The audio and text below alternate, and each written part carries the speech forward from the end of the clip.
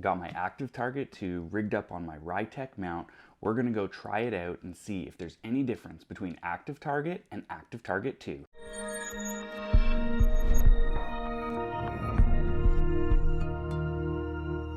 Here is a side-by-side comparison of ActiveTarget and ActiveTarget 2. Now, I'm not going to tell you which one's which just yet. I want you to look at these images and decide for yourself which one offers the smoothest, clearest, highest resolution image. And that's what Lowrance is claiming you get with ActiveTarget 2. I've never had a problem with image clarity or resolution on the original ActiveTarget, but the smoothness of that image, meaning the beam stitching, was definitely something I wasn't too happy with. So did they get rid of that on ActiveTarget 2?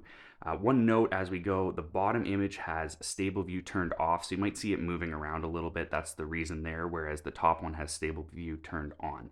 When I put ActiveTarget 2 in the water, I honestly was not impressed. I thought it looked exactly like my ActiveTarget 1, and I was a little disappointed, to be perfectly honest with you, because of the beam stitching, as you can see on both images there. It wasn't until I got off the water back home and compared ActiveTarget 2 versus ActiveTarget 1 with some video I had from last year, and that's what you're looking at right now.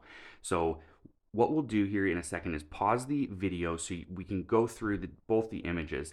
But after watching these now for a little over a minute, have you guys made a decision? What do you think is ActiveTarget 2 versus ActiveTarget 1? You guessed that ActiveTarget 2 is the top image. You are 100% correct. That is the new ActiveTarget 2. So I'm pausing the video right now and we'll take a closer look at this image and just analyze it a little bit and just see some of the differences and similarities between ActiveTarget 2 and ActiveTarget 1. We'll talk first about the best-in-class resolution and clarity that Lowrance claims you get with ActiveTarget 2.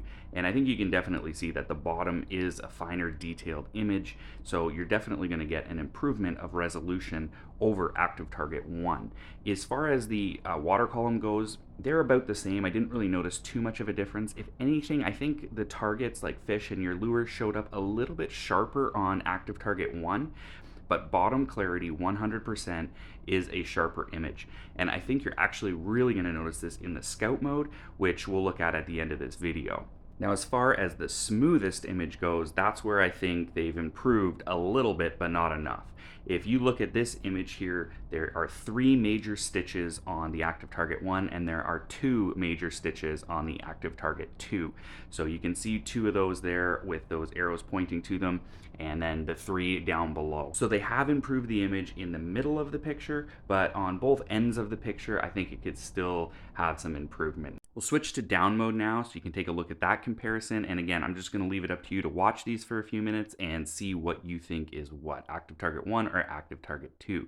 You can see a fish being caught there on the top and then some suspended fish in the water column on the bottom image.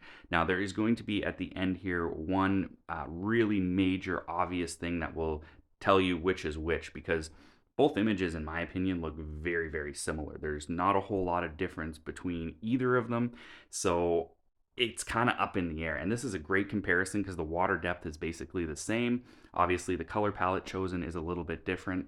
And just for reference, those fish in there are 8 to 10 inch perch while we were ice fishing.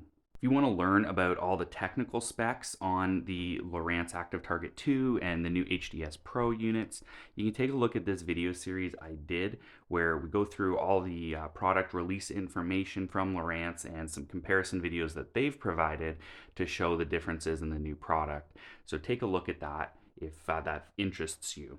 In the down mode here, I think the main thing it's going to be that gives this away is the beam stitching, because the bottom detail is not really the obvious thing. But I want you to watch the bottom image on the right hand side right now. You're going to see a fish come in, there it is, and then it disappears and it reappears. So you can see a very obvious stitch line there, and that's really what's going to give this away. So we'll pause the video and you can see ActiveTarget 2 on the top, ActiveTarget 1 on the bottom. So did you guess right in this case? I know along the bottom image detail, it's very, very comparable between the two. The fish detail is about the same. I think it's just that one beam stitch there that's really obvious, that's sticking out. And there are another couple kind of in the center there, which you can see by those arrows, not as obvious on ActiveTarget 2. So I think overall, you're gonna notice more of a difference if you use down mode a lot from ActiveTarget 1 to ActiveTarget 2 as far as the beam stitching goes. So the last mode that we have with ActiveTarget, in addition to the forward and down, which we've looked at, is the scout mode. And this mode, I think, is probably one of the least used modes. I know a lot of people who have other brands have taken this mount off their boat and just run it in forward and down. But I think a lot of that actually has to do with the factory mounts. And the reason why I don't have any good video from last year using this on ActiveTarget 1, this is ActiveTarget 2, by the way, we're looking at here. And the reason I don't have any video to compare is I didn't really use scout mode that much because all I had was the factory bracket.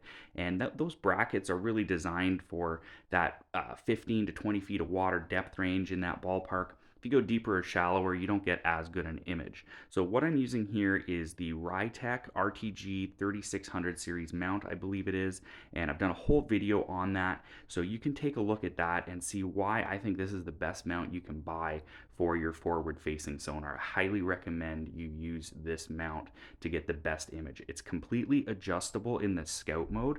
So I played with this a few times, adjusted it to where I felt it needed to be to get me the best image, which we're looking at here.